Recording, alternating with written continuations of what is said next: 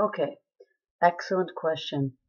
How can I finally love again when I've been hurt 100 times and every time I get crushed every time I love? This is such a good question because most of the time people conclude that, well, I'm not going to love again and because I don't want to get hurt. But it's basically because when you allow yourself to love someone, you're loving them based on a flawed premise of getting something in return. And while it's wonderful to receive something in return, you love because it's who you are. And when you love someone, it's like the valve in you is opening or shutting.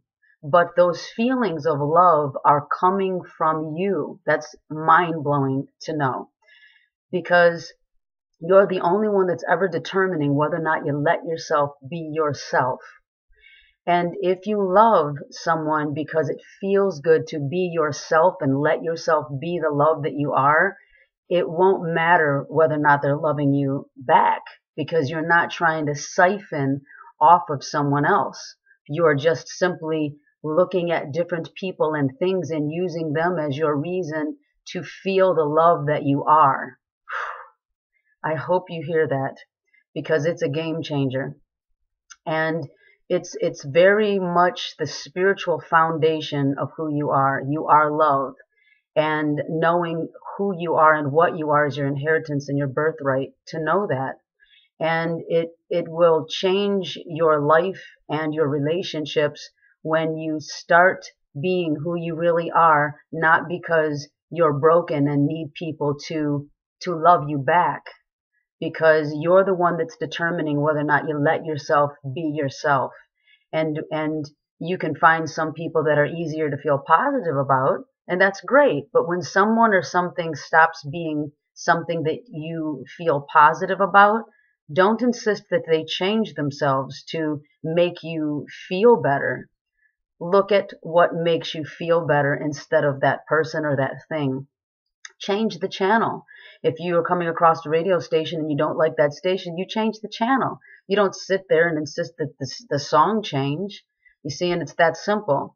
We're not taught to have relationships that maybe come and go in our lives. We know that happens, but we're really like taught to love a person and compromise and make it work and suffer and deform ourselves into versions of happiness for each other, and that's why we're so miserable.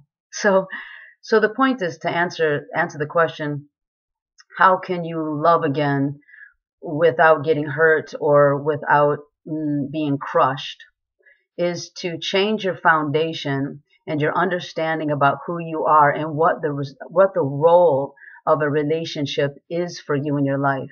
We're all gifts to each other, and we're all mirrors reflecting what we're believing.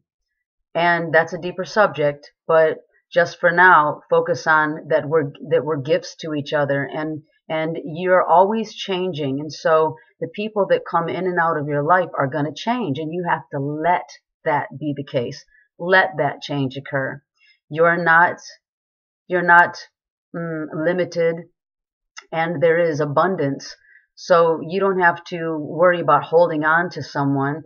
Life is more about letting go and letting in. So don't ever be afraid to let someone go that's no longer fitting what you prefer. And that's how you can love again and be who you really are. So I hope that helps. Please don't forget to share this if it will help anyone. And feel free to ask any questions that you might have a curiosity about or something you're struggling with. And also don't forget to like the page, Dal Boyer, Life Coach. Thank you.